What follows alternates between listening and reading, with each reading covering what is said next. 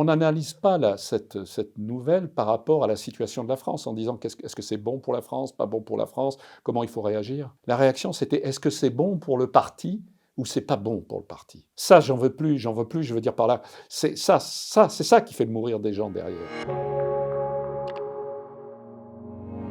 Bonjour, je m'appelle Jean-Pierre Fabre-Bernadac, je suis un ancien officier de gendarmerie et j'ai eu une petite célébrité parce que j'ai été le rédacteur de la lettre dite des généraux, qui en fin de compte était la lettre des gouvernants qui a permis à 100 000 personnes de signer, dont 27 000 militaires et 61 généraux. Je suis ici aujourd'hui parce que nous préparons une marche qui s'appellera la marche de la fierté française, qui j'espère se fera tous les ans et qui aura lieu cette année le 26 mars. Une marche qui risque de faire un peu polémique. Je crois qu'elle peut se résumer en 4 points. Oui, elle peut se résumer en 4 points et c'est intéressant parce que dans tous ces points, il y a toute une vision à la fois du pays et de l'armée. Le premier point, c'est la notion de liberté, mais ça, je sais que beaucoup de gens apprécient et connaissent déjà ça par rapport à tout ce qui s'est passé par le Covid. C'est cette notion que, pour moi, le pass vaccinal, je dis non.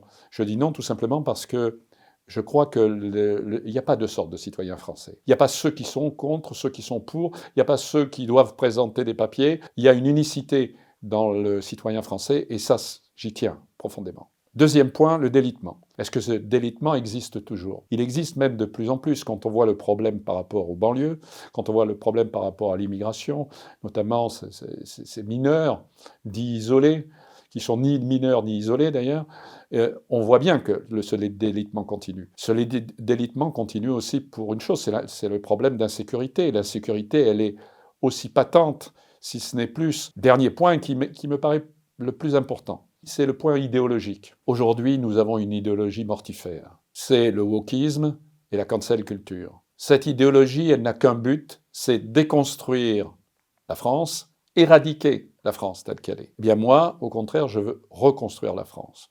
Et je veux reconstruire la France parce que je pense que la France, elle a des faits d'armes, elle a des actions de bravoure, elle a une histoire. Et ça, je veux que les Français le sachent de nouveau. Moi, je leur dis, ne baissez plus les bras.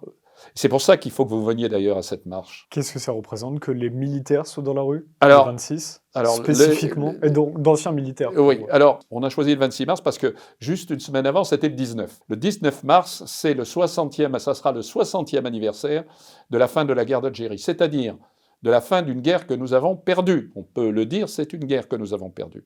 Mais ce n'est pas qu'une guerre que nous avons perdue. C'est une guerre avec les accords d'Évian qui ont vu des accords jamais ratifiés par le FLN. Et ça, c'est inadmissible parce que non seulement ils n'ont pas été ratifiés par le FLN, mais comme ils n'ont pas été ratifiés par le FLN, eh bien, il y a eu des milliers et des milliers de morts derrière, que ce soit des militaires, que ce soit des harkis, que ce soit des Européens. Et ça, c'est quelque chose de considérable. On dit même il y a eu plus de morts après qu'avant. Donc, ce problème historique nous touchait. Et moi, je lancerai un appel, c'est aux anciens combattants, n'allez pas manifester le 19. Venez manifester avec nous le 26, mais pas le 19. Si on veut un lien avec la population algérienne aujourd'hui, est-ce que ça n'est pas bon de faire table rase du passé sur ces questions-là? Mais Même si j'ai bien compris par rapport aux morts, effectivement. oui, soldons d'abord ça. Et ensuite, évidemment, moi je suis pour qu'on soit amis ou qu'on ait des rapports très proches avec tous les pays. Et l'Algérie fait partie de ça. Mais je considère que d'abord, il faut dire des réalités. J'en ai marre que le gouvernement algérien nous accuse de tout, ne reconnaisse rien, si ce n'est la responsabilité de la France. Le dernier point que je voudrais aborder, le quatrième, qui me paraît le plus important aujourd'hui, c'est qu'un militaire, c'est une personne qui est prête à donner sa vie. Je ne sais pas si les gens réalisent ce que ça veut dire. Aujourd'hui, donner sa vie, c'est quelque chose je veux dire, dès qu'il y a un mort, tous les médias se jettent comment il peut y avoir un mort. Nous, depuis 1945, il y a eu près de 70 000 soldats qui sont morts. Entre l'Indochine, l'Algérie, l'Afghanistan, il y a beaucoup moins, le Sahel, bon. Mais 70 000 soldats. Mais est-ce qu'on meurt pour la patrie aujourd'hui? Ou est-ce qu'on ne meurt pas à cause de politiques qui, à un moment donné, comme des girouettes, changent de direction et font qu'on va vous amener dans un endroit, on va vous mettre dans une cuvette, comme à Dien Bien Phu ou autre, puis à un moment donné, on va vous dire non, mais là, on ne peut plus, là, il faut changer. Mais oui, mais chaque fois qu'une manœuvre est changée, c'est des morts en plus. Et le militaire, le général, il obéit aux politiques, parce que c'est le politique. Hein, en 14-18, on a limogé 2000 généraux. Mais pourquoi? Parce que le politique avait choisi, pour des raisons X et Y, ces 2000 généraux. Et que, évidemment, à partir de là, eh bien, ces généraux étaient incapables. Et on l'a bien vu, puisque tous les généraux qu'on a mis étaient des généraux qui n'étaient pas particulièrement en odeur de sainteté à travers la République. Mais ils étaient bons. Eh bien, là, c'est la même chose. Les généraux qu'on met, vous en êtes responsables. Et deuxièmement, vous êtes responsable si à un moment donné, vous avez des changements. Mais si vous ne dites rien, c'est un pauvre bougre qui est là dans une mare de sang en train de crever parce qu'à un moment donné, des politiques ont changé.